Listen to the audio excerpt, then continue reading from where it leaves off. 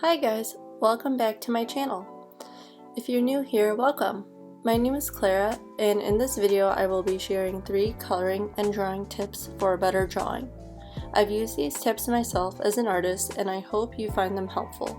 I've also included a bonus tip at the end, so stick around. Tip number 1. Find a pencil sharpener that works best for your pencil and keeps it sharp.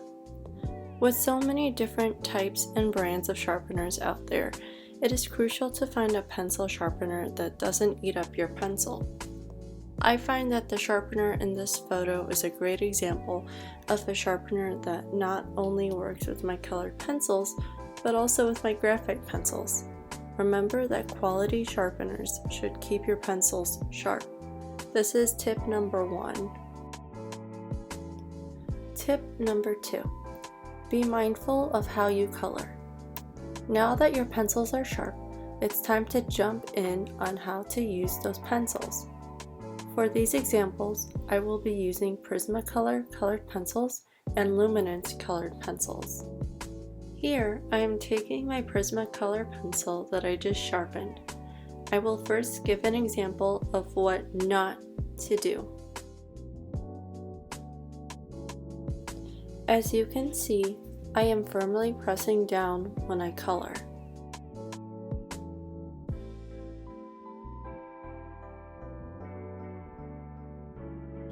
By pressing down firmly, my pencil will become blunt as the residue from the pencil will be all over the paper. It can also smear onto other colors if you are not careful. So now we know that this is not the best way to color.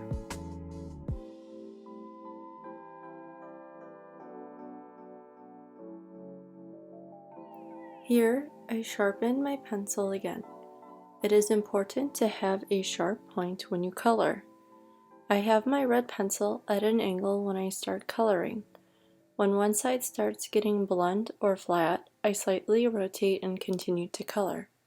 Repeat this step every time the pencil starts to get flat. To color evenly, I like to add consistent layers. I usually color in one direction and then switch directions for consistency and to make sure I did not miss a spot. Here is another example with Luminance colored pencils. Again, here is an example of how not to color. As you can see, I'm pressing down hard on the paper while coloring. Here is a close-up of how it looks when you press down on the paper. By coloring like this, bits from the pencil are scattered and broken off onto the paper. After sharpening my pencil again, I am coloring on a blank spot. Again, I have my pencil at an angle and start coloring in one direction. Every time the tip of the pencil starts to become flat, I slightly rotate it. By repeating this step, the pencil stays sharp. As I am coloring, I am mindful to apply the same amount of pressure to my pencil. Coloring back over what I colored builds layers. Knowing how to color can help you keep your pencil longer as a whole, as well as color better. This leads to tip number 3. Tip number 3. Blending the right way. Blending colors usually creates a transition or a desired color. In this example, I will show you how you can create transitions by starting with a light color instead of a dark color. Here, I have my lightest color I will be using. Starting light is very important if you have light areas in your drawing. If you start dark, it will be hard to salvage or create the light areas that you want in your drawing. I am just making a box for example. Now I am going in with another color. Because I have my lightest color down, I don't need to worry about trying to lighten it up later. Another helpful tip with blending is to look at what you are coloring. Is it a light, medium, or dark tone? Color according to it. What I mean is that if you are coloring a shadow, start with a medium tone before jumping to the darkest color you have. On the flip side, if what you are coloring is a medium tone, let's say a flower petal or leaf, Start with a light tone or color and then blend in a medium tone.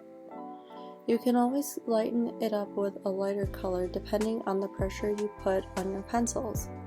In the video, I am not coloring over the whole box. I only colored with a pink pencil, only over a portion.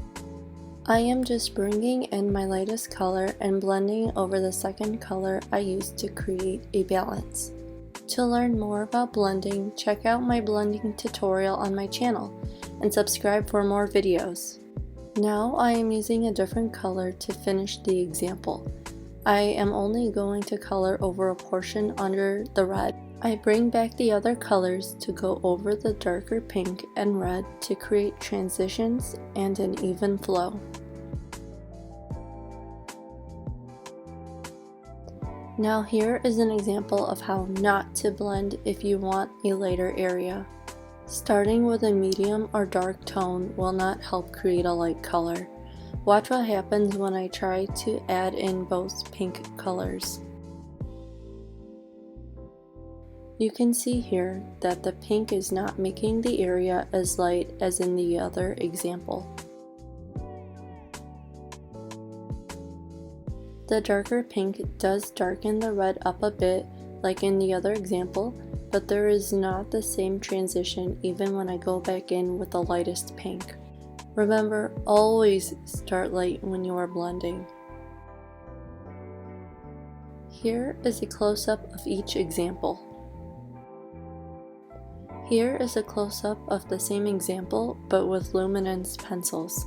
If you stayed this long, pat yourself on the back and like this video because I am about to give you another helpful tip to help you have better drawings. Paper is an important component of a drawing because it is what we draw on. Not all paper can do justice to your awesome drawings. The example in this photo has a great variety of paper for your drawings. The drawing sketchbook paper has lightweight paper that is very smooth. It is also very easy to blend on and color. I started using the paper in the example about a year ago, and I absolutely love this type of paper. The paper is heavier and denser than the drawing paper, but I feel like I can incorporate more coloring techniques with this paper. I hope you found these tips helpful, and if you use any in your next drawing, be sure to tag me if you decide to share your creation on social media. My social media links will be in the description box below. If you liked this video, give it a like and comment on what you liked, and don't forget to subscribe. Thanks guys, and I'll see you in the next video.